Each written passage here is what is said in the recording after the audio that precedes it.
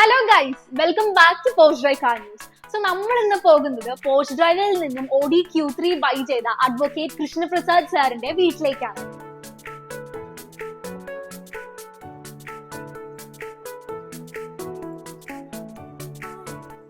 So guys, നമ്മളിപ്പോ post ഡ്രൈവിൽ നിന്ന് അഡ്വക്കേറ്റ് കൃഷ്ണപ്രസാദ് സാറിന്റെ വീട്ടിലേക്ക് പോവുകയാണ്. ഇവിടെ പനമ്പള്ളി നഗരൊക്കെ ഭയങ്കര മഴയാണ്. സോ നല്ല നല്ല വൈബായിട്ടുണ്ട്. സോ നമുക്ക് കൃഷ്ണപ്രസാദ് സാറിന്റെ വീട്ടിൽ വെച്ച് കാണാം.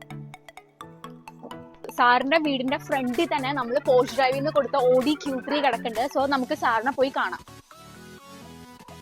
സാറിന്റെ വീട് കാണാൻ എന്ത് ഭംഗിയാ നോക്ക്. സോ നമുക്ക് എന്തായാലും വീടിന്റെ ഉള്ളിലേക്ക് കയറാം.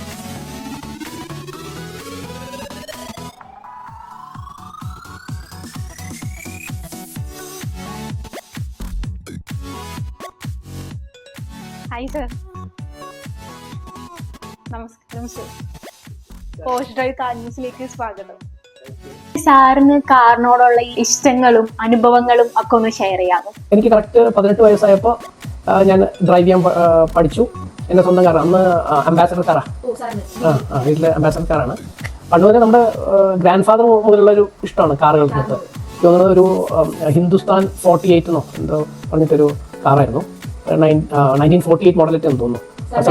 ഗ്രാൻഡ് ഫാദർ ഉണ്ടായിരുന്നു. അപ്പോൾ ഗ്രാൻഡ് ഫാദറിന്റെ കാറിനെ പറ്റി പറയാൻ എൻ്റെ ഫാദർ അതിനെ പറ്റി കൃത്യമായിട്ട് പറഞ്ഞുതരും. എനിക്ക് തുടങ്ങിയത് ഞങ്ങൾ ആദ്യം എൻ്റെ ആദ്യത്തെ കാർ 18 വയസ്സിൽ ഞാൻ പഠിച്ചു. അപ്പോൾ അച്ഛന് എറണാകുളത്ത് നിന്ന് വിട്ടു നിൽക്കേണ്ട ഒരു സമയം വന്നു. അപ്പോൾ ഞാൻ കാറ് പഠിക്കുകയും ചെയ്തു. അതുകൊണ്ട് തന്നെ അച്ഛൻ എന്ത് ചെയ്തെന്ന് വെച്ച് കഴിഞ്ഞാൽ അച്ഛൻ പോകുന്നുള്ളതുകൊണ്ട് ആ കാറ് കൊടുത്തിട്ട് അച്ഛൻ പോയത്. അല്ലെങ്കിൽ ഞാൻ അത് വെച്ചിട്ട് ഓടിച്ച് പ്രശ്നം ഉണ്ടാക്കണം വിചാരിച്ചിട്ട് ആ കാർ കൊടുത്തു. പിന്നെ അച്ഛൻ എനിക്ക് ബൈക്ക് മേടിച്ചു തന്നു. കറക്റ്റ്.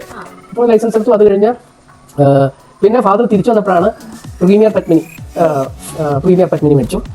അത് കഴിഞ്ഞ് അംബാസഡർ, പ്രീമിയർ പത്മിനി, പിന്നെ നമ്മുടെ മഹീന്ദ്രയുടെ ജീപ്പുകളും ഹുണ്ടായി കാർ ഇവിടെ ഇൻട്രൊഡ്യൂസ് ആവുന്നത്, സാൻഡ്രോ കാർ. അപ്പോൾ ഞാൻ ഹൈക്കോടതിയിലെ ലോയറാണ്. അപ്പോൾ എനിക്ക് തോന്നുന്നത് എൻ്റെ വണ്ടിയായിരുന്നു പിന്നെ ഹൈക്കോടതിയിൽ തന്നെ ആദ്യത്തെ സാൻഡ്രോ, കേരളത്തിലത്തെ 9ാമത്തെ സാൻഡ്രോ ആയിരുന്നു ആദ്യം. ആ ഇഷ്ടം കൊണ്ട് തന്നെ ഞാൻ ഒരു സാൻഡ്രോ ഇപ്പോൾ ഒരു 4-5 കൊല്ലം മുമ്പ് സാൻഡ്രോ റീഇൻട്രൊഡ്യൂസ് ചെയ്തപ്പോൾ ഞാൻ വീണ്ടും മേടിച്ചു. ആ വണ്ടിയല്ല, വേറെ സാൻഡ്രോ പുതിയ ഇറങ്ങിയല്ലോ. അത് കുറച്ച് കാലത്തേക്ക് ഉണ്ടായിരുന്നു. അത് വീണ്ടും സ്റ്റോപ്പ് ചെയ്തു. ഒരു നൊസ്റ്റാൾജി ഉള്ളതുകൊണ്ട് അത് മേടിച്ചു. എല്ലാം ഒരു 2-3 വർഷം ഉപയോഗിക്കാറുണ്ടോ, ഏത് വണ്ടിയാണെങ്കിലും 3 വർഷം കഴിഞ്ഞ് ഞാൻ കൊടുക്കും. അത് കഴിഞ്ഞ് സ്വിഫ്റ്റ് കഴിഞ്ഞ് ഞാൻ മേടിക്കുന്ന വണ്ടി ഫോർഡ് ഫിഗോ ആയിരുന്നു. ഫോർഡ് ഫിഗോ കഴിഞ്ഞിട്ട് ഞാൻ മേടിക്കുന്നത് നിസാൻ സണ്ണി, ഇന്നോവ മേടിച്ചു. ഇന്നോവ മേടിച്ചു കഴിഞ്ഞിട്ട് കുറച്ച് 1-2 കൊല്ലം കഴിഞ്ഞപ്പോഴാണ് ഈ ടാറ്റയുടെ ഹെക്സ എന്ന് പറഞ്ഞൊരു വണ്ടി വന്നത്. വളരെ കുറച്ച് വണ്ടികൾ ഇറങ്ങിയിട്ടുള്ളൂ, പക്ഷെ ഗംഭീര വണ്ടിയായിരുന്നു. അത് കഴിഞ്ഞിട്ടാണ് ഞാൻ പിന്നെ Q3 എടുക്കുന്നത്. അത് രാജേഷിന്റെ അടുത്ത് നിന്നാണ്. അതെനിക്ക് പരസ്യങ്ങൾ കണ്ടിട്ടൊന്നുമല്ല മേടിക്കുന്നത്. എൻ്റെ ഫ്രണ്ട്സൊക്കെ റെഫർ ചെയ്ത് എനിക്ക് തോന്നുന്നത് രാജേഷിന്റെ അടുത്ത് നിന്ന് എൻ്റെ കുറച്ച് ഫ്രണ്ട്സ് മേടിച്ചിരുന്നു. അപ്പോൾ ഞാൻ ഇങ്ങനെ വണ്ടി നോക്കി നടക്കുമ്പോൾ അപ്പോൾ എൻ്റെ വേറൊരു ഫ്രണ്ട് ഉണ്ട്. അപ്പോൾ ഞാൻ അന്ന് ആക്സൻ വേണ ഏറ്റവും ലേറ്റസ്റ്റ് ഞാൻ ബുക്ക് ചെയ്തിട്ടുണ്ടായിരുന്നു. ടോപ്പ് വേരിയന്റ് ഞാൻ ബുക്ക് ചെയ്തിട്ടുണ്ടായിരുന്നു. അപ്പോൾ ഞാനത് എടുക്കണോ വേണ്ടതെന്ന് ഇങ്ങനെ ചിന്തിച്ചിരിക്കുമ്പോഴാണ് എൻ്റെ ഫ്രണ്ട് ഉണ്ട്, ദേവൻ, ഫിലിം ഡയറക്ടറാണ്. അപ്പോൾ ഞാൻ പറഞ്ഞു, വെറുതെ നമുക്ക് പോസ്റ്റ് ഡ്രൈവ് വരെ ഒന്ന് പോയി നോക്കാം, അങ്ങനെ വണ്ടി കിട്ടുന്നൊക്കെ കേട്ടിട്ടുണ്ട്, നല്ല വണ്ടി കിട്ടുന്നു. അപ്പോൾ പോകാമെന്ന് പറഞ്ഞാൽ ഞങ്ങൾ പോയി. ഒരു Q3 ഞാൻ കണ്ടു. അധികം ഓടിയിട്ടുണ്ടായിരുന്നില്ല, വണ്ടി വളരെ കുറച്ച് ഓടിയിട്ടുണ്ടായിരുന്നു. എല്ലാം സർവീസ് കംപ്ലീറ്റ് ചെയ്തേക്കുന്നത് ഓതറൈസ്ഡ് സർവീസ് സെൻ്ററിൽ നിന്നാണ് ചെയ്തിട്ടുള്ളത്. പിന്നെ എനിക്ക് തോന്നുന്നു ഏതൊരു ഡോക്ടറായിട്ട് ആയിരുന്നു എനിക്ക് തോന്നുന്നു. അപ്പോൾ ഡോക്ടറായിരുന്നു. വളരെ കുറച്ച് കിലോമീറ്റർ ഓടിയിട്ടുള്ളൂ. എനിക്ക് തോന്നുന്നത് അങ്ങനെയൊക്കെ കിട്ടാൻ ഭയങ്കര ബുദ്ധിമുട്ടാണ്. 32,000 കിലോമീറ്റർ ഓടിയിട്ടുണ്ടായിരുന്നുള്ളൂ. അപ്പോൾ ഞാനത് എടുത്തു. പിന്നെ എനിക്ക് തോന്നുന്നത് 4 വീൽ ഡ്രൈവ് ഒക്കെയാണ്. എനിക്ക് ടെക്നിക്കലി എനിക്ക് വലിയ പിടിയൊന്നുമില്ല. കാരണം കയറിയിരിക്കുന്നു, ഓടിക്കുമ്പോൾ സുഖം ഉണ്ടാവണം. പിന്നെ വഴിയിലൊന്നും നിൽക്കരുത്. അതുകൊണ്ടാണ് ഞാൻ എല്ലാ വണ്ടികളും ഒരു 3 കൊല്ലം 4 കൊല്ലം കഴിയുമ്പോൾ, മാക്സിമം 5 കൊല്ലം കഴിയുമ്പോൾ ഞാൻ കൊടുക്കും. അങ്ങനെയാണ് ഈ വണ്ടി ഞാൻ മേടിക്കുന്നത്. പക്ഷേ എനിക്ക് വേറൊരു പ്രശ്നം ഇതുവരെ ഫേസ് ചെയ്തിട്ടില്ല. അത്യാവശ്യം നല്ല മൈലേജ് ഉണ്ട്. എനിക്ക് തോന്നുന്നു ഇപ്പോൾ ഈ എഞ്ചിൻ ഇല്ല എന്ന് തോന്നുന്നു, ടർബോ ഡീസൽ എഞ്ചിൻ ഇല്ല എന്ന് തോന്നുന്നു. അപ്പോൾ എനിക്ക് വയനാടൊക്കെ പോകേണ്ടി വരാറുണ്ട്. വയനാടും പിന്നെ വാഗമണിലൊക്കെ പോകേണ്ട സമയത്ത് ഞാൻ ഈ വണ്ടിയിൽ ഭയങ്കര സാറ്റിസ്ഫൈഡാണ്. എനിക്ക് ഞാൻ പറയാം, ടെക്നിക്കലി എനിക്കൊന്നും അറിയില്ല. പക്ഷേ ഇത് ഓട്ടോമാറ്റിക് ആയിട്ട് 4 വീൽ ഡ്രൈവിലേക്ക് ചേഞ്ച് ആവും. ഇപ്പം ഞാൻ പല വണ്ടികൾ ഓടിച്ചിട്ടുണ്ട്. അപ്പോൾ ആ വണ്ടികളൊക്കെ അവൻ 4 വീൽ ഡ്രൈവിലേക്ക് പോകുമ്പോൾ ഭയങ്കര ജാടയൊക്കെ കാണിക്കും. ഞാൻ 4 വീലിലേക്ക് പോവുകയാണ്, മുരടിച്ച അവരെ ഞാൻ എന്തോ കാണിക്കാൻ പോകാന്നുള്ളത്. ഇവൻ പറഞ്ഞാൽ ഭയങ്കര സൈലന്റ് ആണ്. ആവശ്യമുള്ള സമയത്ത് അവൻ ആ മോഡിലേക്ക് വരും. ഞങ്ങളൊരു മുത്തുമാരി വരെ എന്നിട്ട് വയനാട്ടിലേക്ക് പോയപ്പോൾ, പക്ഷെ എനിക്ക് ഓടിക്കാൻ പേടിയാകുന്നില്ല. അപ്പം എൻ്റെ ഒരു ഫ്രണ്ടാണ് കോൺഫിഡൻസോടുകൂടി ഓടിച്ച മുകളിലേക്ക് കയറിയത്. ഞാൻ ഈ പറയുന്നത്. അപ്പോൾ ഞാനൊരു നല്ല സാറ്റിസ്ഫൈഡ് ആണ്. കാരണം സെക്കൻഡ് ഹാൻഡ് വണ്ടി എടുക്കുമ്പോൾ ഏറ്റവും ശ്രദ്ധിക്കുന്നത് വെച്ച് കഴിഞ്ഞാൽ മോഡലൊക്കെ വളരെ പുതിയതായിരിക്കും, പക്ഷെ അത് ഓടിച്ച് നശിപ്പിച്ചിട്ടുണ്ടാവും. ഇല്ലെങ്കിൽ കേരള രജിസ്ട്രേഷൻ റീ രജിസ്ട്രേഷൻ ചെയ്തതാണ്. ഇത് ഡൽഹിയിൽ നിന്ന് ബോംബെ പല സ്ഥലത്തും എടുത്തിട്ട് വരുമ്പോൾ അത് എങ്ങനെ യൂസ് ചെയ്താൽ നമുക്ക് ഒരിക്കലും പറയാൻ പറ്റില്ല. അപ്പോൾ പ്രീവിയസ് ഓണറുടെ ഒരു ഹിസ്റ്ററി എപ്പോഴും നോക്കുന്നത് നല്ലതാണ്. ഒരു സെക്കൻഡ് ഹാൻഡ് വണ്ടി എടുക്കുമ്പോൾ പ്രീ ഓൺഡ് വണ്ടി എടുക്കുമ്പോൾ അതാണ് നോക്കേണ്ടത്. പക്ഷേ വളരെ നല്ല രീതിയിൽ മെയിൻറ്റെയിൻ ചെയ്ത വണ്ടിയാണ്. പിന്നെ ഞാൻ അധികം ഓട്ടോ ഒന്നുമില്ല, എനിക്ക് 2-3 വണ്ടി ഉണ്ട്. എന്ന് പറഞ്ഞാൽ അത് ഇപ്പോൾ Q3 പിന്നെ ഒരു സാൻഡ്രോ ഞാൻ പറയുന്നത് സ്റ്റാൻഡ് ഉള്ളതുകൊണ്ട് മേടിക്കും. കാരണം ഇവിടെയൊക്കെ പോകുമ്പോൾ ഈ സിറ്റിയിലൊക്കെ നിർത്താനും പിന്നെ വേറെ വലിയ പ്രശ്നങ്ങളൊന്നും ഞാൻ ഫേസ് ചെയ്തിട്ടില്ല. ആ Q3 ആണ് എനിക്ക് ഓടിച്ചപ്പോൾ നല്ലൊരു സുഖം തോന്നി. പിന്നെ വേറെ കാര്യമുണ്ട്, ഇപ്പോൾ നമുക്കെപ്പോഴും നമുക്ക് വേണ്ടി പണിയെടുക്കുന്ന കാറാണ് നമുക്ക് വേണ്ട, നമുക്ക് പണി തരുന്ന കാറ് മനസ്സിലായി. ഇപ്പോൾ ഇതിനു മുമ്പ് ഉപയോഗിച്ച ടാറ്റ ഹാക്സി നല്ല വണ്ടിയായിരുന്നു, പക്ഷെ ഇതായിരുന്നു സ്മൂത്ത് ആയിട്ട് ഡ്രൈവ് കുറച്ചും കൂടി വരുന്നത്. ജർമ്മൻ ടെക്നോളജി ആകുമ്പോൾ ഞാൻ അധികം പ്രീ ഓൺഡ് വണ്ടി എടുക്കാറില്ല. പക്ഷെ ഇപ്പോൾ ഒരു ഇന്നോവ മേടിച്ചിട്ടുണ്ടായിരുന്നു ഞാൻ. അപ്പം ഇത് പ്രീ ഓൺഡ് ആയിട്ടുള്ള എൻ്റെ രണ്ടാമത്തെ കാറാണ്. ബാക്കിയെല്ലാം ബ്രാൻഡ് ന്യൂ മേടിക്കുന്നത്. പിന്നെ ബ്രാൻഡ് ന്യൂ മേടിക്കുന്നതിൽ എനിക്ക് അത്ര ഒരു ഇത് പറയാനില്ല. സത്യം പറഞ്ഞു കഴിഞ്ഞാൽ എനിക്ക് ഏറ്റവും ഇറിറ്റേറ്റഡ് ആകുന്നത് എനിക്ക് എവിടെ നിന്ന് സൗണ്ട് വരുന്നത് എനിക്ക് ഇഷ്ടമല്ല. പക്ഷേ ഇത് ഓടിച്ച് നോക്കിയപ്പോൾ തന്നെ റാറ്റ്ലിംഗ് സൗണ്ടോ ഒരു സാധനവും സംഗതിയില്ല. പക്ഷേ ഈ രാജേഷ് പറഞ്ഞു സാർ എന്തെങ്കിലും പ്രശ്നം ഉണ്ടെങ്കിൽ ഞാൻ തന്നെ തിരിച്ചെടുത്തോളാം എന്നുള്ള ഗ്യാരണ്ടിയിലാണ്. അതുകൊണ്ടാണ് നമ്മൾ എവിടുന്ന് വണ്ടി എടുക്കുന്നതിനുള്ള അനുസരിച്ചിരിക്കും. അതുകൊണ്ടാണ് ഡൽഹി ബോംബെയിലൊക്കെ ചിലപ്പോൾ 2-3 ലക്ഷം രൂപ കുറവിൽ കിട്ടുമായിരിക്കും. പക്ഷേ ഇതിലൊരു പണി കിട്ടി കഴിഞ്ഞാൽ അതിൻ്റെ 4 ഇരട്ടി കാശ് നമുക്ക് ചിലവാക്കുന്നത്.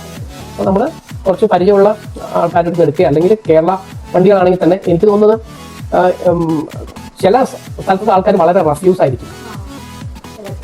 പക്ഷേ കമ്പാരിറ്റീവ്ലി ഇത് എനിക്ക് നല്ല ഒരു ഇതായിട്ടാണ് കിട്ടിയത്. എനിക്ക് ഈ വണ്ടി എനിക്ക് ഡ്രൈവ് ചെയ്യാനാണ് ഇഷ്ടം. മറ്റേ അല്ലെങ്കിൽ എനിക്ക് വല്ലവരും ഓടിക്കുമ്പോൾ സൈഡിൽ ഇരിക്കാനാണ് ഇഷ്ടം. സർ, സാറിന്റെ ഗ്രാൻഡ് ഫാദർ മുതലേ കാർ ഉണ്ടായിരുന്നു പറഞ്ഞില്ലേ, അപ്പൊ ആ കാലഘട്ടത്തിലെ കാറിനെ കുറിച്ചുള്ള എക്സ്പീരിയൻസ് ഒക്കെ ഒന്ന് പറയാമോ? അതായത് എനിക്ക് എക്സ്പീരിയൻസ് പറയാൻ പറ്റില്ല, അതിനെ പറ്റി പറയാൻ എന്റെ ഫാദറിനായിരിക്കും അദ്ദേഹത്തെ വിളിച്ചു കഴിഞ്ഞാൽ. Hello sir.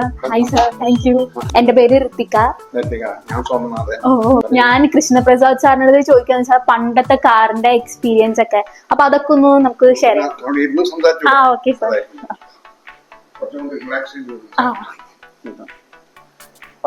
എൻ്റെ അച്ഛൻ LIC ഗവൺമെൻറ് ഓഫീസറായിരുന്നു 30 years ബാക്ക്. എൻ്റെ പഠിപ്പ് കഴിഞ്ഞിരിക്കുന്നു. അതിനുശേഷം അച്ഛൻ്റെ അടുത്ത് ആ സമയത്താണ് 1960 തോന്നുന്നത് ആദ്യമായിട്ട് കാർ വാങ്ങിച്ചത്. അപ്പോൾ ഞങ്ങൾ കാർ വാങ്ങിച്ചത് ഹിന്ദുസ്ഥാൻ 48 ആയിരുന്നു. അതിന് പ്ലാറ്റ്ഫോമൊക്കെ ഉള്ള ടൈപ്പാണ്. പിന്നെ ഇതൊക്കെ ഉണ്ടായിരുന്നു, നല്ല ഭയങ്കര രസമാണ് കാണാൻ. അതിൻ്റെ ആ ഡാഷ്ബോർഡ് ഇതൊക്കെ ഉണ്ട്. ശരിക്കും പറയാൻ വെച്ചാൽ ഈ മരം കൊണ്ട് ഉണ്ടാക്കിയതാണ്. അതിങ്ങനെ എങ്ങനെ അടിക്കുന്നതായി തോന്നപ്പോഴാണ് ഞാനുമായിട്ട് അത് കഴിഞ്ഞിട്ട് അത് കുറച്ചാണ് ഉപയോഗിച്ചു. അത് കഴിഞ്ഞിട്ടാണ് വെച്ചാൽ ബക്വീറ്റ് മേടിച്ചു. ബക്വീറ്റ് ഉണ്ട് ചെറിയ നല്ല രസമായിരുന്നു. അത് മേലെ എടുത്ത് വയ്ക്കുകയൊക്കെ ചെയ്യാം. അപ്പോൾ ഞാനൊക്കെ മാരേജ് കഴിഞ്ഞിട്ട് അതിലൊക്കെ പോയിട്ടുണ്ടായിരുന്നു. അത് കുറേ കാലം. പക്ഷേ അത് നല്ല വണ്ടിയായിരുന്നു, സൂപ്പറായിരുന്നു. എവിടെയൊക്കെ പോയിട്ടുണ്ടറിയാം. പക്ഷേ കൂന്നൂരൊക്കെ അന്ന് എവിടെയും പോയിട്ട് വർക്ക് ചെയ്യാം. അവിടെയൊക്കെ പോയിട്ടുണ്ടെങ്കിൽ പണി പ്രദേശം എല്ലാം കൊണ്ട് അത്രയും നല്ല വണ്ടിയായിരുന്നു. അത് കഴിഞ്ഞിട്ട് കുറേ കാലം കഴിഞ്ഞപ്പോഴാണ് അത് വിറ്റു. അത് കഴിഞ്ഞിട്ട് പിന്നെ ഇതാണ് പെന്നൻറ്റ് ഫിയറ്റോ പെന്നൻ്റ് എന്ന് പറഞ്ഞൊരു കാറില്ല, സ്റ്റാൻഡേർഡ് അത് കാർ വാങ്ങിച്ചു. അത് വെച്ച് കഴിഞ്ഞു. പിന്നെ അച്ഛൻ റിട്ടയറായി. പിന്നെ അത് ഫാദർ കാര്യമാണ് പറയുന്നത്. അത് കഴിഞ്ഞ് അച്ഛൻ അത് വിറ്റു. പിന്നെ അച്ഛൻ റിട്ടയറായി. ഇതാണ് അച്ഛനടുത്തുണ്ടായിരുന്ന കാറുകൾ. പക്ഷേ അച്ഛന് മോട്ടോർ സൈക്കിൾ ആയിരുന്നു ഏറ്റവും അധികം 3.5 ബുള്ളറ്റ്. നമ്മൾ ഫാദറിനോട് പണ്ടത്തെ കാറിന്റെ എക്സ്പീരിയൻസ് ഒക്കെ ചോദിക്കായിരുന്നു. ഇനിയും ഒരു ലക്ഷറി കാർ ചൂസ് ചെയ്യുകയാണെങ്കിൽ പോർഷ് ഡ്രൈവിംഗ് തന്നെയായിരിക്കും. ഞാൻ പോർഷ് ഡ്രൈവിംഗ് ആയിരിക്കും ഫസ്റ്റ് ചോയ്സ്. പോർഷ് ഡ്രൈവ് ആയിരിക്കും. പ്രീ ഓൺഡ് കാർ എടുക്കുന്നതെന്നുണ്ടെങ്കിൽ ഞാൻ പോർഷ് ഡ്രൈവിംഗ് എടുക്കുള്ളൂ. കാരണം എനിക്ക് എക്സ്പീരിയൻസ് നന്നായിരുന്നു. അപ്പോൾ ആദ്യമായിട്ട് ഈ വണ്ടി എടുത്തു കഴിഞ്ഞപ്പോൾ എനിക്ക് കുറച്ച് സംശയങ്ങളൊക്കെ ഉണ്ടായിരുന്നു. അപ്പോൾ തന്നെ ഫോൺ വിളിച്ച് കഴിഞ്ഞാൽ അപ്പോൾ തന്നെ രാജേഷിനെ തന്നെ എനിക്ക് കിട്ടും. രാജേഷ് എനിക്ക് പറഞ്ഞു തരുന്നു കാര്യങ്ങളൊക്കെ. അപ്പോൾ എല്ലാം കൊണ്ടും എന്തെങ്കിലും ഇഷ്യൂ ഉണ്ടെങ്കിൽ ഞാൻ ചോദിക്കും. ഇഷ്യൂ ഒന്നും വന്നിട്ടില്ല. ഇപ്പോൾ ഏതെങ്കിലും ഒരു കാര്യങ്ങളൊക്കെ അതിൻ്റെ ടെക്നിക്കൽ സൈഡൊക്കെ വല്ലതും ചോദിക്കാൻ വെച്ചാൽ എനിക്ക് അപ്പോൾ തന്നെ പറഞ്ഞു തരും. എനിക്ക് ഈ ഫോർ വീൽ ഡ്രൈവ് ആണെന്ന് അറിയില്ലായിരുന്നു. അപ്പോൾ രാജേഷ് പറഞ്ഞത് ഇങ്ങനെയൊക്കെയാണ് സംഭവം, കാറിൻ്റെ ഫീച്ചേഴ്സിനെ പറ്റി പറഞ്ഞത്. സോ ഇത്രയധികം സമയം പോർഷ് ഡ്രൈവ് കാർ ന്യൂസിന് വേണ്ടി ടൈം സ്പെൻഡ് ചെയ്തതിൽ വളരെ നന്ദിയുണ്ട് sir. Thank you so much. Thank you sir. Thank you so much. Thank you. ഈ വീഡിയോ നിങ്ങൾക്ക് ഇഷ്ടമായാൽ ലൈക്ക് ചെയ്യുക, ഷെയർ ചെയ്യുക, കമന്റ് ചെയ്യുക. Have a great day everyone. Porsche drive, get to the next level.